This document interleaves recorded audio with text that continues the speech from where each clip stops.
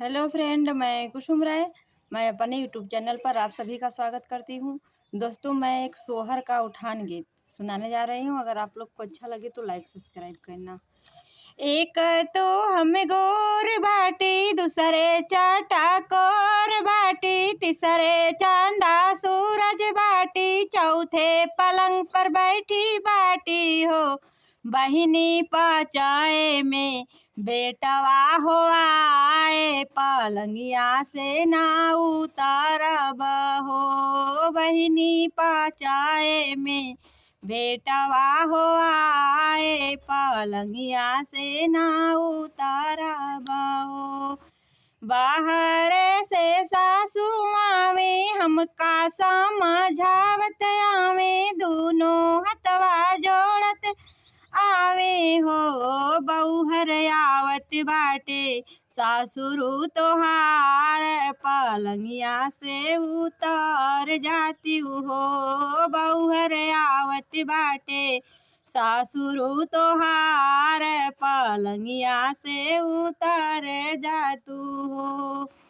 एक तो हम गौर बाटी, दूसरे चाटा कोर बाटी, तीसरे चांदा सूरज बाटी, चौथे पलंग पर बैठी बाटी हो। बहिनी पचाए में बेटवा हो आए, पलंगिया से ना उतारब हो। बहिनी पचाए में बेटवा हो आए, पलंगिया से ना उतारब हो।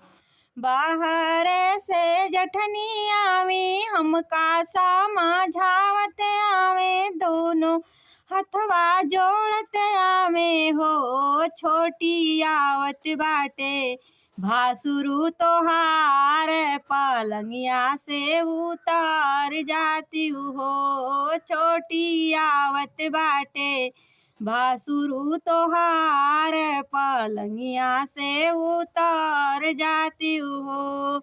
एक तो हम गौर बाटी, दूसरे चाटा कोर बाटी, तीसरे चांदा सूरज बाटी, चौथे पलंग पर बैठी बाटी हो। बहिनी पचाए में बेटवा हो आए, पलंगिया से ना उतारब हो। बहिनी पचाए में बेटवा हो आए, पलंगिया से ना उतारब हो। बाहर से ननदी आवई, हमका समझावत आवई, दोनों हथवा जोड़त आवई हो। भौजी आवत बाटे ननदोई तोहार, पलंगिया से उतर जाती हो। भौजी आवत बाटे ननदोई तोहार, पलंगिया से उतर जाती हो। एक तो हम गौर बाटी, दूसरे चाटा कोर बाटी, तीसरे चांदा सूरज बाटी, चौथे पलंग पर बैठी बाटी हो। बहिनी पचाए में बेटवा हो आए, पलंगिया से ना उतारब हो। बहिनी पचाए में बेटवा हो आए, पलंगिया से ना उतारब।